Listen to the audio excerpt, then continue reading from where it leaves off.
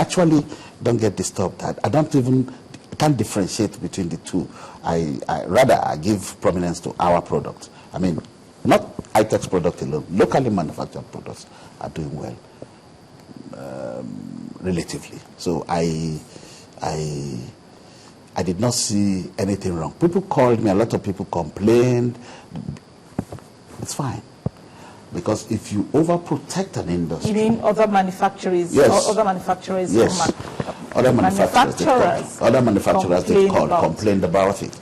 But I have, within the period of that ban, I had improved we have improved our product to meet international standard.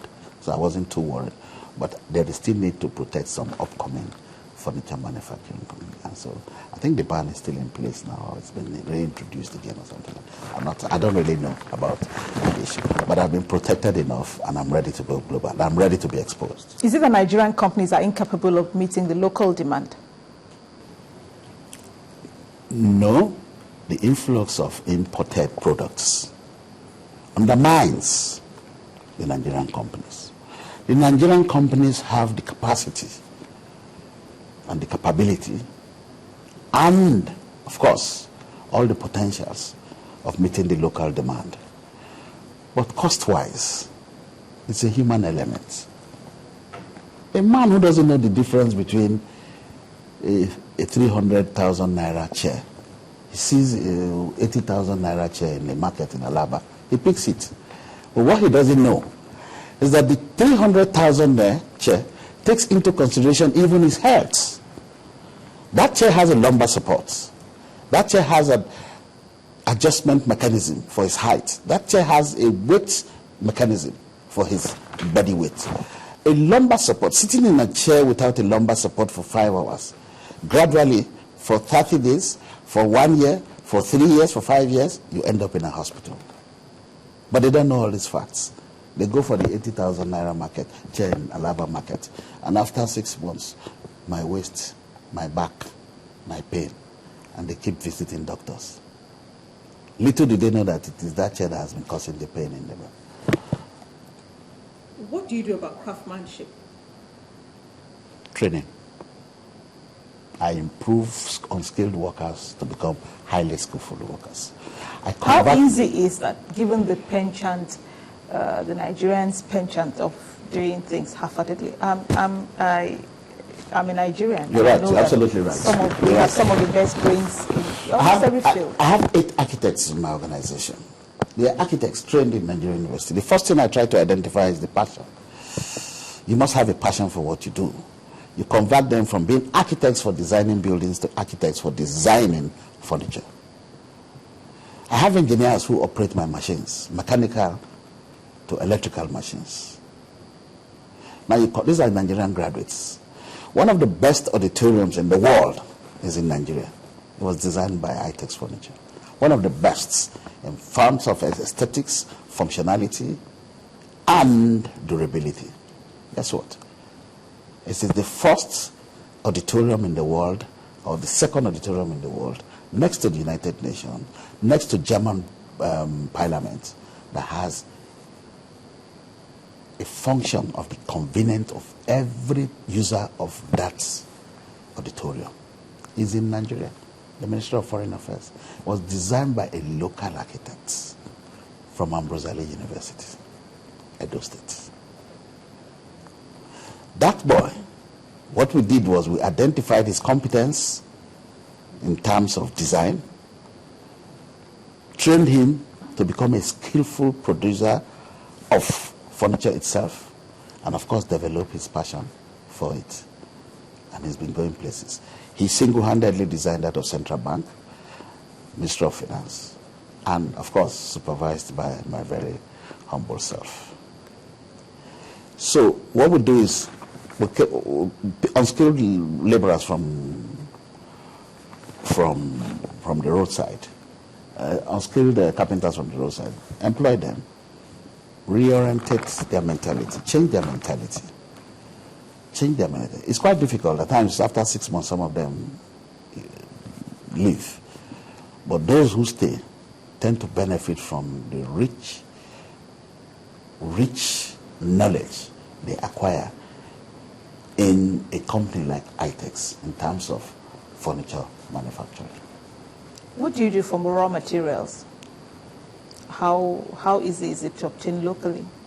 Raw materials has not been our problems, in all honesty.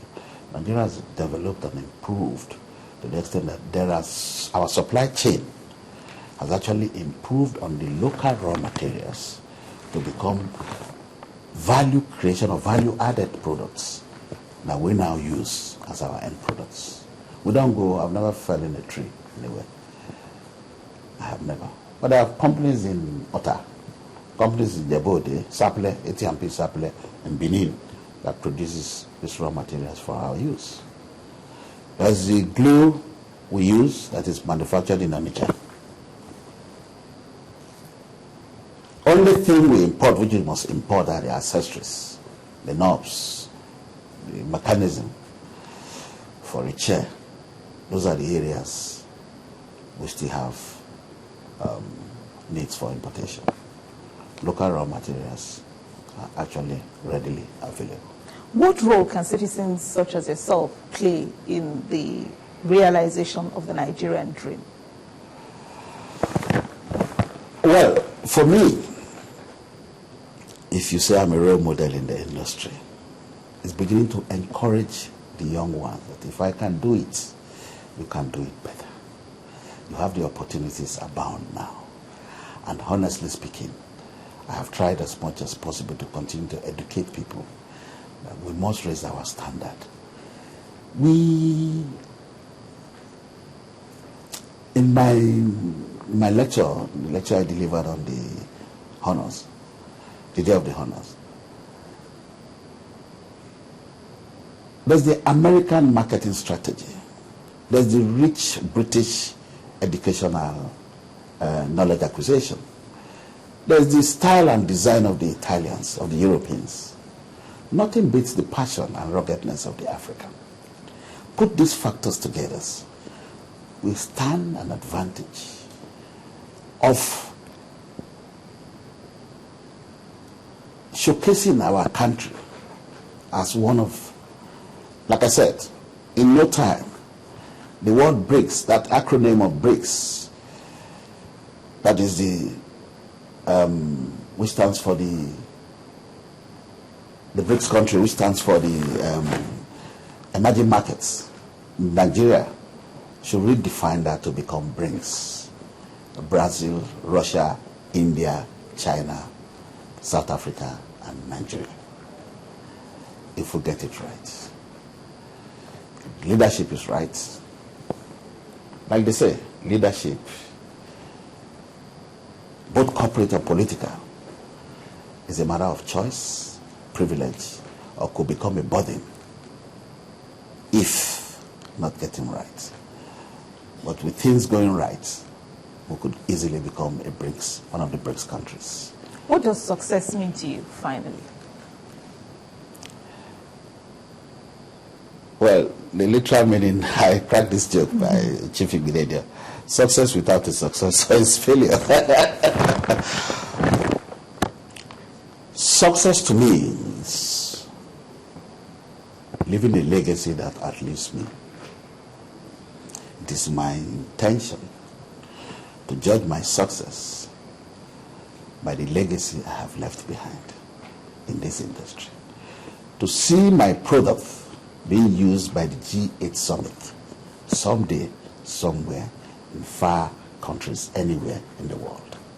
And you look back at that chair, you see made in Nigeria. We wish you well, Mr. Tony Ezekiel. Thank you And we very much. thank you for this half hour. We also thank you for sharing the time with us. We ask you to join us again next week when View from the Top returns. Between now and then, let's continue the conversation online at channelstv.com. Thank you for watching and have a good day.